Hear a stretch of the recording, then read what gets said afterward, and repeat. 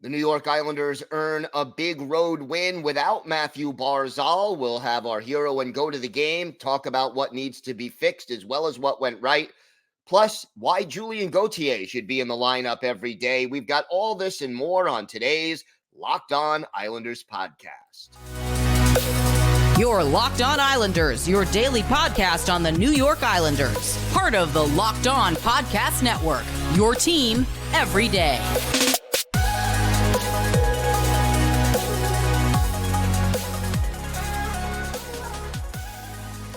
And welcome, everybody, to the Monday edition of the Locked On Islanders podcast, part of the Locked On Podcast Network, your team every day.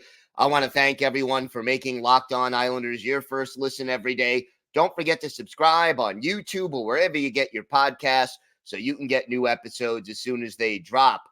And also want to tell you that today's episode is brought to you by Sleeper. Download the Sleeper app and use promo code LOCKEDONNHL to get up to a $100 match on your first deposit. Terms and conditions apply. See Sleeper's terms of use for details. We have got a lot to discuss on today's show, but first, if there's something Islanders related on your mind, if you have a question, a comment, maybe a topic you'd like us to discuss on a future episode, feel free to email us at lockedonislanders@gmail.com. And if you leave your first name and where you're from, we're happy to mention you on the show when we discuss whatever's on your mind. You can also follow the show on Twitter at Locked On Islanders and at Locked On Isles. And you can follow me, Gil Martin, on Twitter at Ice Wars, NYR, VSNYI. We'll keep you up to date on all things Islanders all season long. And I am live tweeting during nearly every Islanders home and road game. So join me for instant insight and analysis. And it's great to talk Islanders hockey with you, game time or anytime. So definitely follow on Twitter and join me for that. Well, a big win for the New York Islanders on Saturday, their only game of the weekend, a 4-3 victory over the Florida Panthers. And here it is, obviously a frustrating game against the Devils to start this 3-game road trip, but you end up coming out of it with 4 points in 3 games. And, you sort of add in the shootout loss to, or overtime loss to Philadelphia. You got a point there. The Islanders, even though they're not necessarily playing great hockey and complete hockey, they're finding ways to accumulate points. And that is indeed important. And as of right now, the Islanders are in the second wild card spot in the Eastern Conference. So, yeah, if the season ended today, the New York Islanders would be in the postseason for whatever that's worth. And look, the big news before the game even started, Mathew Barzal out with an illness. So obviously, again, we know that there have been illnesses going around the team. And Mathew Barzal, the latest to fall with this or contract this illness, he sits out the game on Saturday. Matt Martin and Grant Hutton were the other scratches. But again, the big story of the game, in my mind, was Ilya Sorokin. And you could talk all you want about some of the other things that we're going to get to with regard to this game. And there were some very positive things to come out of this game. But Ilya Sorokin, getting the job done and then some in this game, making 42 saves while facing 45 shots. And especially, I would say, in the first 10, 12 minutes of the third period, it was all Florida all the time. And at one point in the third period, they were out shooting the Islanders 16-1. And yet that one shot by the Islanders did go into the net.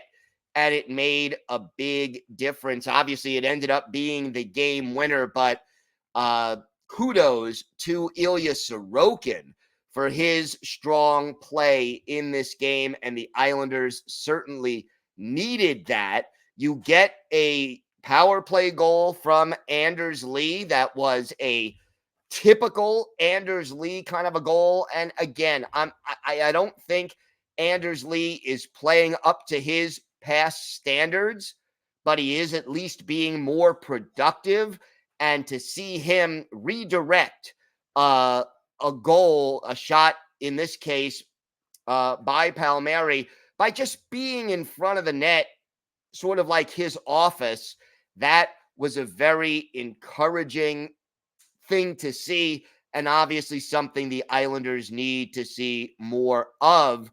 So, that was another positive. And then I will say this, seeing guys like Bo Horvat and Brock Nelson step up, and both of those guys had 2 assists in this game, to see them step up and play well when Barzal is not in the lineup.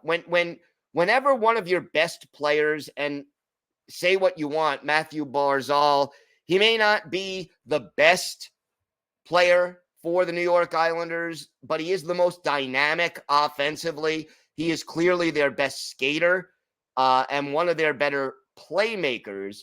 And when you lose that dynamic offensive piece, you need your other really good offensive players to step up and some of your depth players to step up. And that's what happened in this game against the Florida Panthers. You had Bo Horvat with 2 assists, Brock Nelson with 2 assists. And to me, those guys really, came through. And the other 2 goals, Anders Lee, we talked about on the power play. And then how about Simon Holmstrom? This kid continues to improve his game. You see so much more confidence out of him. If I'm going to look at a most improved Islander player, to me, right now this year, and again, we're 23 games into the schedule, but Simon Holmstrom taking his game to a completely different level. And now, it used to be he was, I'm not going to say he was tentative with the puck, but he wasn't looking to do anything other than the simplest and most basic thing. Now you see when he gets the puck on his stick, Simon Holmstrom is looking to see, hey, what can I do? He's not afraid to use a burst of speed or to make or attempt a difficult pinpoint pass. And he's not afraid to shoot the puck, which is also something that he was reluctant to do very much last season. Here we are, if you're an Islander fan, 23 games into the season. Holmstrom has missed a game, but 7 goals in those 22 games that he played. Last year, 6 goals in 50 games. Now, Holmstrom doesn't have an assist yet. So he's a Cy Young Award winner right now for the Islanders with 7 goals, no assists. 7-0 will get you Cy Young kind of qualifications after 23 games. The only other players on the Islanders who do not have an assist all season are Grant Hutton, who's only played 2 games, Mike Riley, who's only played 3, and Samuel Bolduc, who has only played 13. But, 3 defensemen who are on the third pair who aren't getting a lot of minutes. So not good company there as far as the assists go. But right now, if I were to tell you before the season started, oh yeah, this player is tied with Mathew Barzal and Bo Horvat for second place on the Islanders in goals scored, I don't think too many people would have said, yeah, that would be Simon Holmstrom.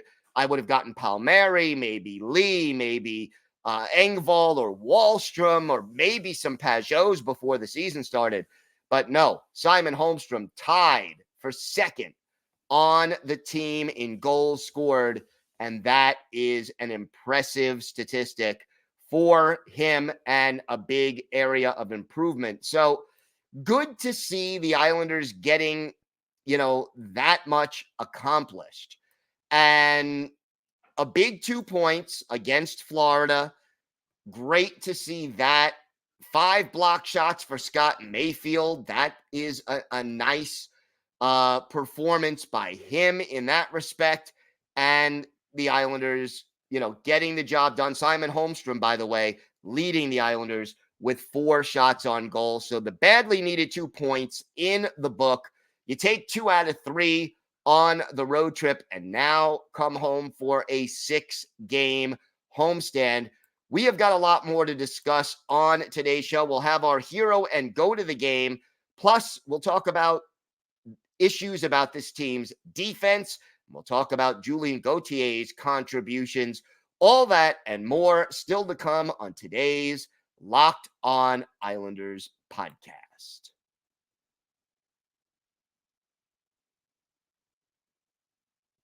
Today's episode is brought to you by your friends at Sleeper. A new NHL season brings all sorts of possibilities.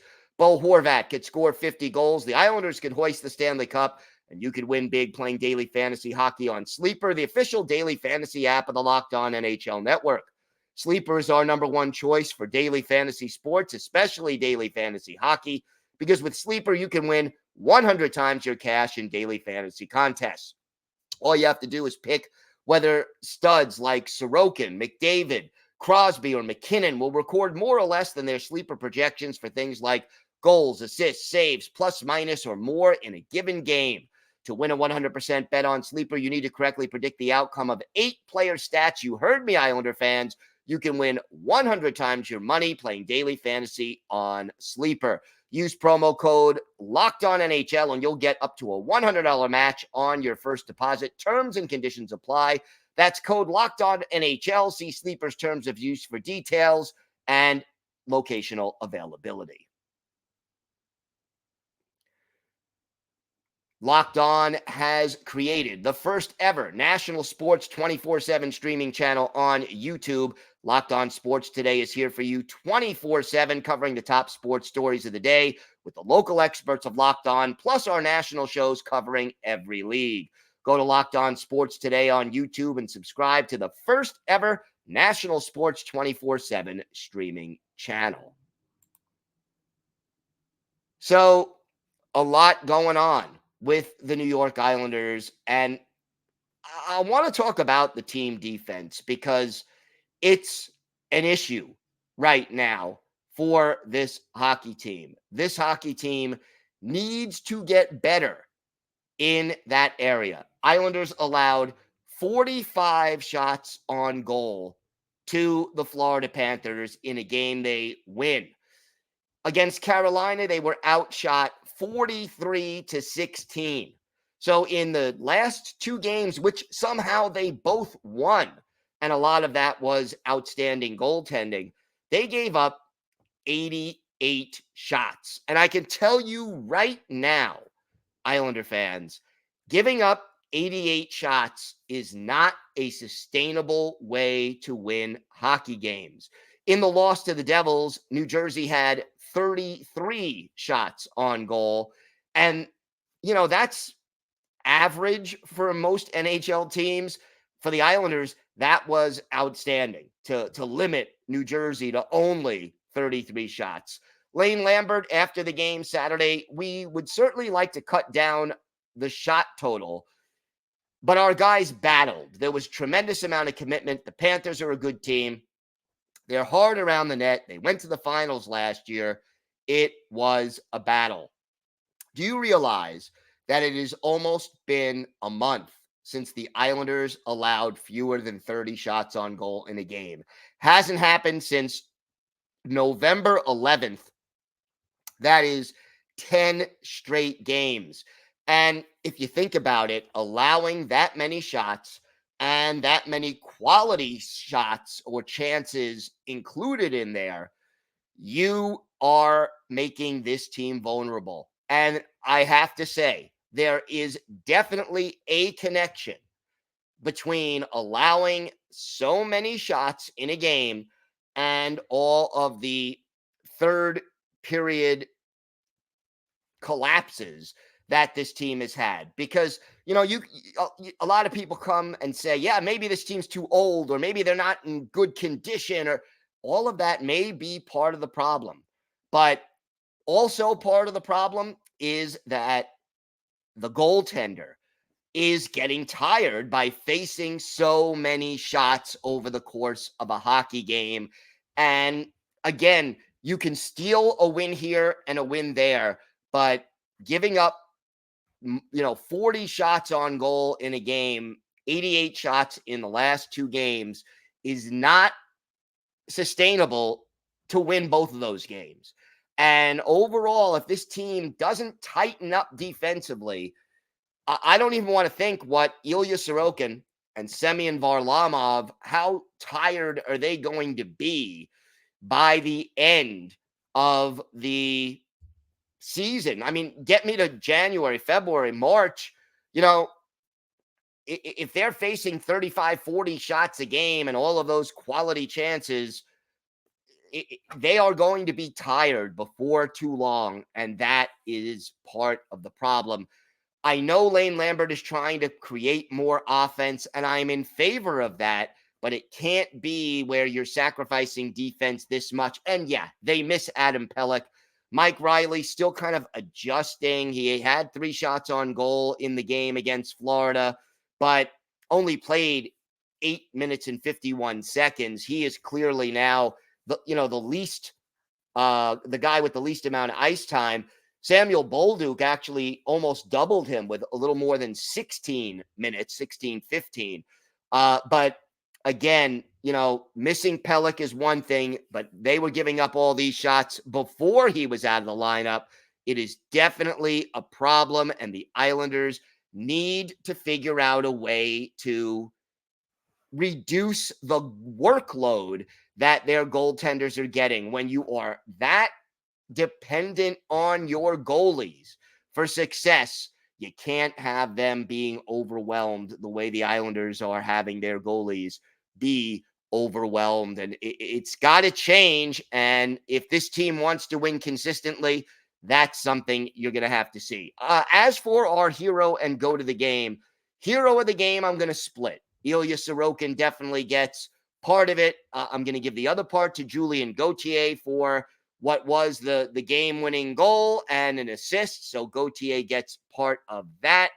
Go to the game is tough, I have to say. It is not an easy thing to come up with on a game where this team played the way they did. I'm gonna go with I'm gonna go with Ryan Polak, who was a -2 in this game, but there were a number of different players who you could have gone with. But because overall, I think the defense just did not get the job done, and Polak was a -2, I am going to give it to him. But no one player, I think, really stood out as the GOAT of the game. All right, we have got a lot more to get to on today's show. We are going to talk a little bit about Julian Gauthier and why I feel he needs to be in the lineup every game.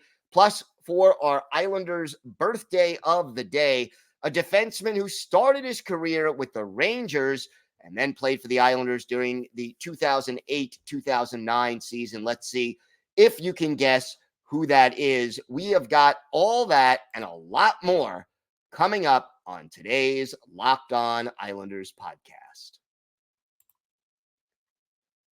Today's episode is brought to you by Indeed. Indeed is the hiring platform where you can attract, interview, and hire all in one place. So don't spend hours on multiple job sites looking for candidates with the right skills when you can do it all with Indeed. Find top-notch talent fast in Indeed's powerful suite of hiring tools like Indeed Instant Match, assessments, and virtual interviews. Hate waiting? Well, Indeed's U.S. data shows that over 80% of Indeed employers find quality candidates whose resume on Indeed matches their job description the moment they sponsor a job. And with Indeed Instant Match, as soon as you sponsor a post, You get a short list of quality candidates whose resumes on Indeed match your job description, and you can invite them to apply right away. Indeed knows that when you're growing your own business, you have to make every dollar count. That's why with Indeed, you only pay for quality applications that match your must-have job requirements. Visit Indeed.com/locked-on to get started now. Just go to Indeed.com/locked-on, Indeed.com/locked-on. Terms and conditions apply. Cost for application pricing not available for everyone. Need to hire? You need Indeed. So I wanted to talk about Julian Gauthier, and amazingly enough, here we are 23 games into the season. He was one of the few additions to this team's roster over the offseason. And again, nobody suspected that Julian Gauthier was the difference maker for this team. That, okay, we signed Julian Gauthier, so we don't need to sign anybody else. We've solved all our problems. No, he's a role player. Okay, I get it. He was on the fourth line on the New York Rangers. He's already been in a number of different organizations over the course of the season. He is ideally, a role player here on the Islanders. But that being said, I also think it is a big mistake for Julien Gauthier to have only played 6 out of the first 23 games for this team.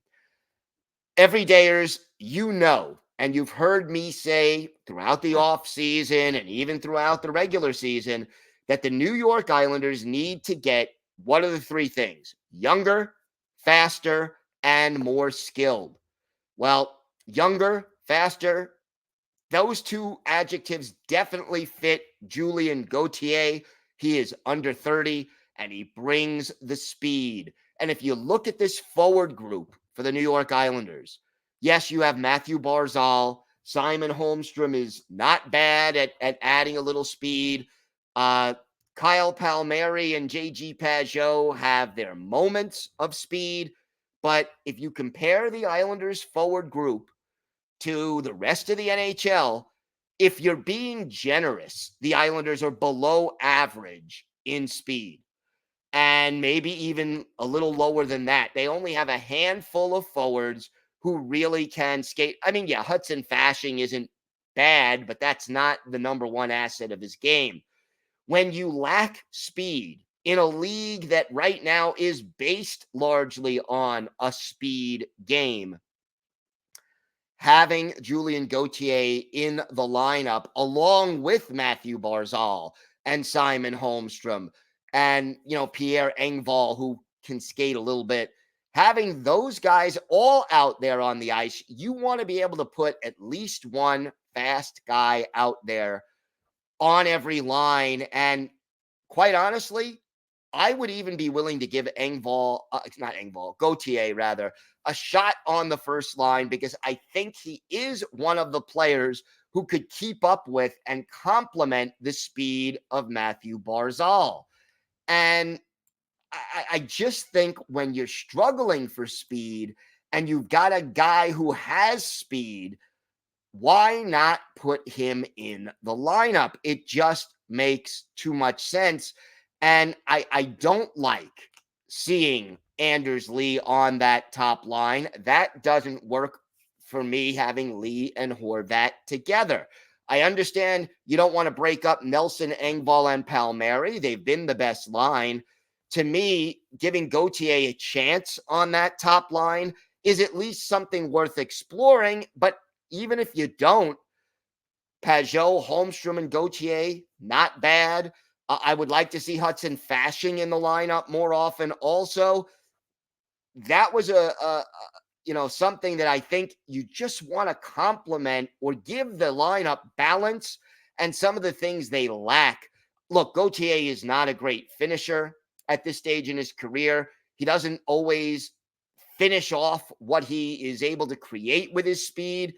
But to me, putting him somewhere in this lineup, whether it's first line, third line, fourth line, I think he should be out there every day. I think that you want to give the guys who have the speed that you lack more chances, 3 points in 6 games. If you get me 40, 41 points over 82 games from Julian Gauthier, maybe, 12 goals, 12 goals, 28 assists, whatever it may be, 15 and 15 or 15 and 25 rather. You get me a point every other game from Julian Gauthier, and that's the pace he has now in 6 games. And I know he may not be able to maintain it, but I think it is worth exploring what he can do and give him a chance by putting him in the lineup for 3 or 4 games in a row and telling him, Julian, you're in for the next 5 games, 4 games, whatever it is. No matter what you do, I'm not benching you. I'm not sitting you. I want to see what you could do. Go show me you deserve to be in the lineup every day, and just give the kid a chance to shine. It's something I would like to see. Let's see whether Lane Lambert and or Lou Lamoriello are willing to give Gauthier that opportunity. Time now for our Islanders birthday of the day. And Saturday was the 42nd birthday of former Islanders defenseman Thomas Polk. And he was born in Klagenfurt, Austria on December 2nd, 1981. Went to UMass Amherst.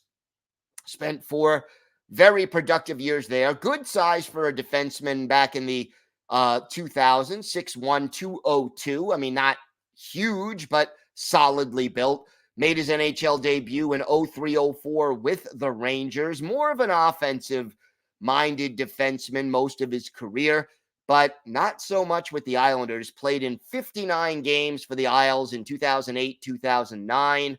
Had a goal and 2 assists, 35 penalty minutes in those games. After the Islanders went to Switzerland, Sweden, back to the AHL for 1 year, and then finished his career in his native Austria. Only played 118 career NHL games, 8 goals, 17 points, 55 penalty minutes, add 3 assists in 4 playoff games, all of those with the Rangers.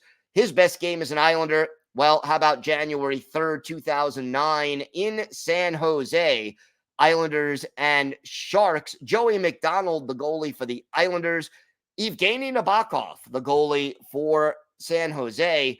And in the 3rd period of this game, Thomas Polk got his only goal as an Islander. Trent Hunter and Richard Park assisted.